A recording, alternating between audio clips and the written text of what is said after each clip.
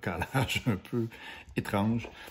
Et vous me direz avec raison de continuer à écrire et à scénariser et non pas à tenter de réaliser des séries.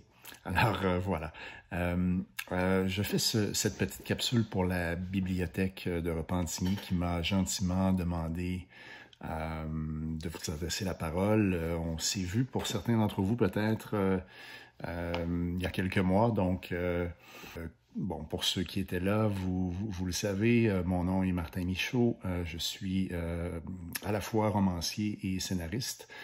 J'ai écrit une série de romans et que j'ai ensuite aidé à scénariser et à adapter pour la télé, qui s'appelle Victor Lessard, donc une série de romans policiers.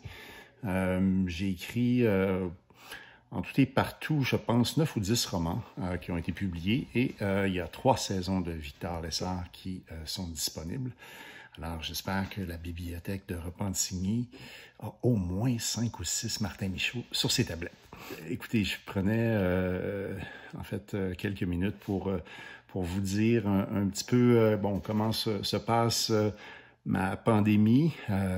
J'ai découvert pendant cette période-là un talent insoupçonné que j'avais. Et bon, vous voyez derrière moi, il y a encore des cadres qui sont non peinturés. Si je descendais un peu la caméra, vous verriez aussi qu'il y a des prises de courant qui n'ont pas été remplacées. Le plafond que vous voyez là, c'est en fait mon fils et moi. Je suis déménagé dans une nouvelle maison dans la forêt, dans les Laurentides, et ben, on avait prévu faire des rénovations. On n'avait juste pas prévu que ce serait mon fils et moi qui les feraient. Alors, je suis très fier d'avoir mis la main à la pâte.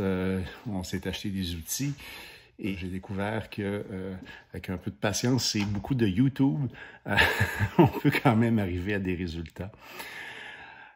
Professionnellement, pendant cette période-là, ben, en fait, je suis actif à plusieurs niveaux. Je travaille sur une série télé qui est en développement, donc j'écris des épisodes pour cette série télé-là. Donc je peux pas encore trop parler, sinon pour dire que ce n'est pas une série télé qui met en vedette Victor Lessard.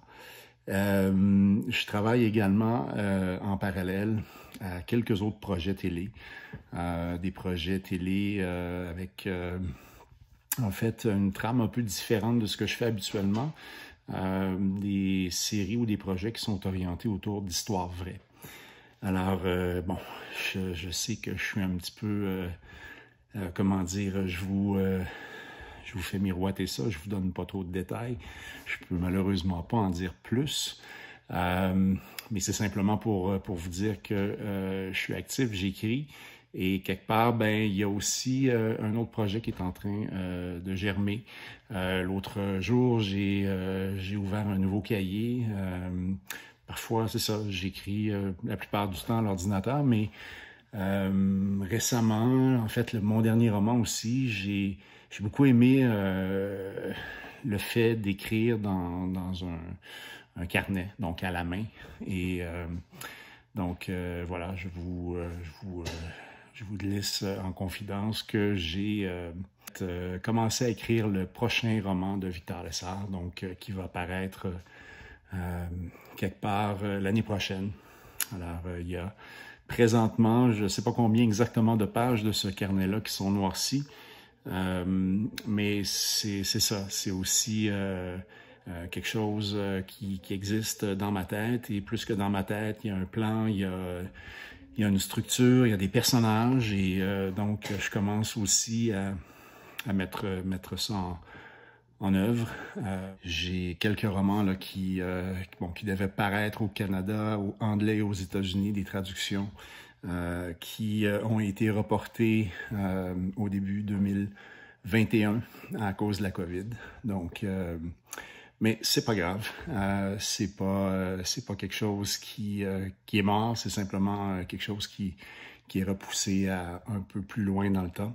En gros, ça fait le tour de ce qui se passe pour moi. Je suis bien entouré. Je suis avec ma famille, avec les gens que j'aime. J'espère que c'est le cas pour vous aussi. J'espère que même si la COVID nous force à bon, à revoir un petit peu nos façons de faire. J'espère que vous êtes prudents.